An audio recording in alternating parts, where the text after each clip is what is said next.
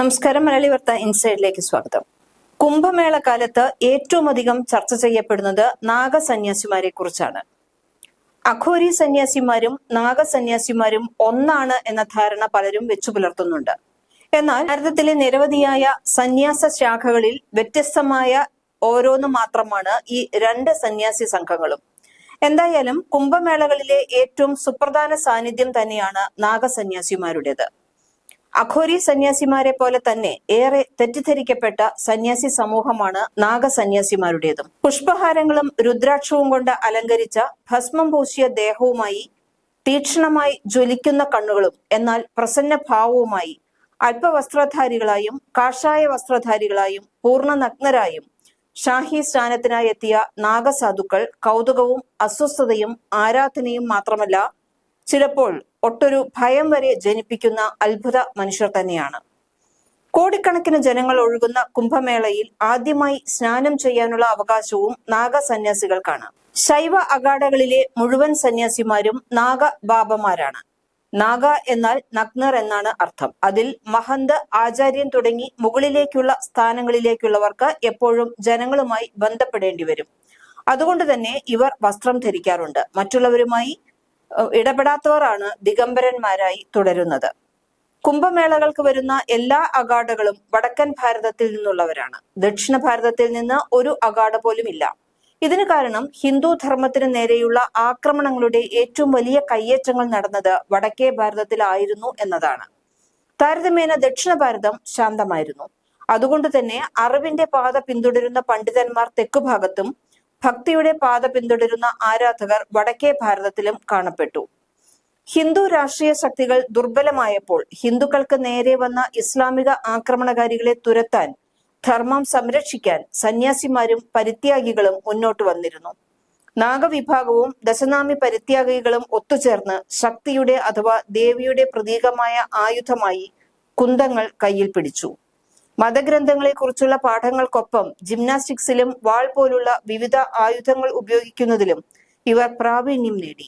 സൈനികവും സാംസ്കാരികവുമായ എല്ലാ വൈദേശിക ആക്രമണങ്ങളിൽ നിന്നും ഭാരതത്തെ കാത്തു സംരക്ഷിക്കാൻ ആദിഗുരു ശങ്കരാചാര്യരാണ് 4 പീഠങ്ങളോട് ചേർന്ന് അഖാഡകൾ സ്ഥാപിച്ച് നാഗസന്യാസിമാരെ ചുമതലപ്പെടുത്തിയത്. ആയുധങ്ങൾ കൊണ്ട് യുദ്ധം ചെയ്യുന്ന അസ്ത്രധാരികളും ജ്ഞാനം കൊണ്ട് ഭാരത സംസ്കൃതിയെ സംരക്ഷിക്കുന്ന ശാസ്ത്രധാരികളും എന്ന 2 വിഭാഗം നാഗസന്യാസിമാർക്കിടയിലുണ്ട്. ധർമ്മത്തെ സംരക്ഷിക്കുക എന്ന ചരിത്രപരമായ ദൗത്യമാണ് ഇവർക്കുള്ളത്. കുംഭമേളയുടെ രേഖപ്പെടുത്തിയ ചരിത്രം തുടങ്ങുന്നത് ചൈനീസ് സഞ്ചാരിയായ ഹുയാങ്സാങ് ഇന്ത്യയിൽ സന്ദർശനം നടത്തിയ 629-645 CE കാലഘട്ടം മുതലാണ്. മോഹൻജദാരോ സംസ്കാരത്തിന്റെ ശേഷിപ്പുകളിൽ നാഗസന്യാസികളുടെ രൂപങ്ങൾ ആവരണം ചെയ്ത നാണയങ്ങളും പശുപതിനാഥ രൂപത്തിലുള്ള അവരുടെ ശിവ ഉപാസനയ്ക്കുള്ള തെളിവുകളും കണ്ടെത്തിയിട്ടുണ്ട്. നാഗസാധുക്കളെ കുറിച്ച് തെറ്റിദ്ധാരണകൾ പലതാണ്. ഇവരെല്ലാം ശിവ ഉപാസകരാണെന്നതാണ് അതിൽ പ്രധാനം. കുംഭമേളയ്ക്ക് 13 അഖാഡകൾ എന്ന് വിളിക്കുന്ന നാഗസാധു ആശ്രമങ്ങളാണ് പങ്കെടുക്കാറുള്ളത്. ഇതിൽ 7 എണ്ണം മാത്രമാണ് ശൈവധാരയിൽ നിന്നുള്ളത്. ബാക്കിയുള്ളതിൽ 5 എണ്ണം വൈഷ്ണവ പദ്ധതിയും 3 എണ്ണം സിഖ് ഖൽസ സമ്പ്രദായവുമാണ് പിന്തുടരുന്നത്. ഈ അഖാഡകൾ കാരണം സിന്ധ് അതിർത്തിയിൽ ഇസ്ലാമിന്റെ ആക്രമണം തടയാൻ കഴിഞ്ഞു എന്നതും ചരിത്ര സത്യം തന്നെ. യോദ്ധാക്കളായതിനാൽ ഇവർ ആയോധന കലകളിൽ നിപുണരും ധീരരും ധൈര്യശാലികളും ശക്തരുമാണ്. വാളും മഴുവും ത്രിശൂലവും ഗദയും ഇവർ കൈവശം വയ്ക്കുന്നുണ്ട്. ആയുധങ്ങൾ സ്വയം പ്രതിരോധത്തിലും ധർമ്മ സംരക്ഷണത്തിലും സഹായിക്കുക മാത്രമല്ല, അവരുടെ വീക്ഷണത്തിന് തിളക്കം കൂട്ടുകയും ചെയ്യുന്നുണ്ട്. അലക്സാണ്ടറും അദ്ദേഹത്തിന്റെ സൈനികരും ഇന്ത്യയിൽ താമസിക്കുന്ന സമയത്ത് നാഗസാധുക്കളെയും കണ്ടിരുന്നു. ബുദ്ധനും മഹാവീറും നാഗസാധുക്കളുടെ തപസ്സും ജനങ്ങളോടും മാതൃരാജ്യത്തോടുമുള്ള അവരുടെ ഭക്തിയും കണ്ട് മതിപ്പുളവാക്കിയിട്ടുണ്ട്. ജൈന ദിഗംബർ പാരമ്പര്യത്തിലും നാഗാചാരങ്ങളുടെ വേരുകളാണ് ഉള്ളത്. കാഴ്ചയിൽ കൗതുകവും നിഗൂഢതയും തോന്നിപ്പിക്കുന്ന നാഗസാധുക്കളുടെ ജീവിതം പതിറ്റാണ്ടുകളുടെ ആത്മീയ സപര്യയാണ്. നാഗസാധു ആകാനുള്ള യാത്ര അസഹനീയവും അധ്വാനവും കഠിനവും പ്രയാസകരവുമാണ്. ഭൗതികവാദിയായ ഒരാൾ നാഗസാധുവാകുന്നത് മിക്കവാറും അസാധ്യമാണ്. ചില സന്ദർഭങ്ങളിൽ 20 മുതൽ 30 വർഷം വരെ ഒരു നാഗസാധുവാകാൻ എടുക്കാറുണ്ട്. കടുത്ത വ്രതനിഷ്ഠയും ചിട്ടകളും ബ്രഹ്മചര്യം എന്നിവയെല്ലാം നാഗസന്യാസിമാർ വളരെ കർശനമായി തന്നെ പാലിക്കേണ്ടതുണ്ട്. നാഗസന്യാസി ആവാനുള്ള താല്പര്യം ജനിച്ചാൽ ആ വ്യക്തി 13 അഖാഡകളിൽ ഏതെങ്കിലും ഒന്നിനെയാണ് സമീപിക്കേണ്ടത്. വളരെ സൂക്ഷ്മമായ അന്വേഷണമാണ് ആ വ്യക്തിയുടെ കഴിഞ്ഞ കാലത്തെക്കുറിച്ച് അഖാഡകൾ നടത്തുക. അർഹതയുള്ള ആളാണെന്ന് കണ്ടാൽ അഖാഡകൾ അവർക്ക് പ്രവേശന അനുമതി നൽകും. അഖാഡയിലെ ആചാര്യനെ ഗുരുവായി സ്വീകരിച്ച് കഠിനമായ പരീക്ഷണങ്ങൾ നേരിടുന്നത് സാധനയുടെ ഭാഗമാണ്. വ്യതിചലിക്കാത്ത ബ്രഹ്മചര്യം, രാഷ്ട്രത്തിനു വേണ്ടി ചെയ്യുന്ന രാഷ്ട്രദാനം തുടങ്ങിയ നിബന്ധനകൾ പൂർത്തിയാക്കേണ്ടതുണ്ട്. ശിഖ കളഞ്ഞ് ജട വളർത്തിയും ഭൂമിയിൽ കിടന്നുറങ്ങിയും ദിവസം ഒരു നേരം മാത്രം ഭിക്ഷയായി ലഭിക്കുന്ന സാത്വിക ഭക്ഷണം കഴിച്ചുമാണ് അഖാഡകളിൽ അവർ ജീവിക്കുന്നത്. ബ്രഹ്മചാരി എന്ന തസ്തികയിൽ ഇങ്ങനെ 6 മുതൽ 12 വർഷം വരെ ഇവർ അഖാഡയിൽ തുടരുകയാണ് പൊതുവെ ചെയ്യുന്നത്. തയ്യാറായി എന്ന് ഗുരു തീർച്ചയാക്കിയാൽ ബ്രഹ്മചാരി ആദ്യം അവനവന് വേണ്ടി പിണ്ടതർപ്പണം നടത്തേണ്ടതുണ്ട്. ശേഷം കുംഭസ്നാനം നടത്തിയാലാണ് മന്ത്രദീക്ഷ ഉപദേശം ലഭിക്കുക. മന്ത്രദീക്ഷ ലഭിച്ചാൽ ആ മന്ത്രോപാസന ആത്മീയ ഉന്നതിയിൽ എത്താനുള്ള നാഗസാധുവിന്റെ തപസ്സാണ് പിന്നീട്. ബ്രഹ്മചാരിയുടെ അടുത്ത ഘട്ടം മഹാപുരുഷനാണ്. മഹാപുരുഷനായ നാഗസാധുവിന് പഞ്ചപരമേശ്വരന്മാരാണ് പിന്നെ ഗുരുക്കന്മാർ. മഹാവിഷ്ണു, പരമശിവൻ, സൂര്യഭഗവാൻ, ഗണപതി, പരാശക്തി എന്നിവരെ ഗുരുക്കന്മാരായി കണ്ട് സാധു ഉപാസിക്കുന്നു. മഹാപുരുഷൻ രുദ്രാക്ഷവും കാവിയും ജമന്തിപ്പൂക്കളും അണിഞ്ഞ് ദേഹത്ത് ഭസ്മവും പൂശിയാണ് കാണപ്പെടുന്നത്. മഹാപുരുഷനായി പൂർണ്ണത ലഭിച്ചാൽ അവധൂതൻ എന്ന ആശ്രമത്തിലേക്ക് നാഗസന്യാസി നീങ്ങും. തല മുണ്ടനം ചെയ്ത് വീണ്ടും പിണ്ടതർപ്പണം നടത്തേണ്ടതുണ്ട്. അവധൂതൻ വസ്ത്രങ്ങൾ അടക്കം എല്ലാം തന്നെ ത്യജിക്കണം. ദിഗംബരർ ആവേണ്ടതുണ്ട്. ശേഷം മാനസികവും ശാരീരികവുമായ ലൈംഗിക ഉത്തേജനം ഇവർ പൂർണ്ണമായും ഉപേക്ഷിക്കും. ഇതിനായി 24 മണിക്കൂർ അവധൂതൻ ധ്വജത്തിന് താഴെ അനങ്ങാതെ നിൽക്കേണ്ടതുണ്ട്.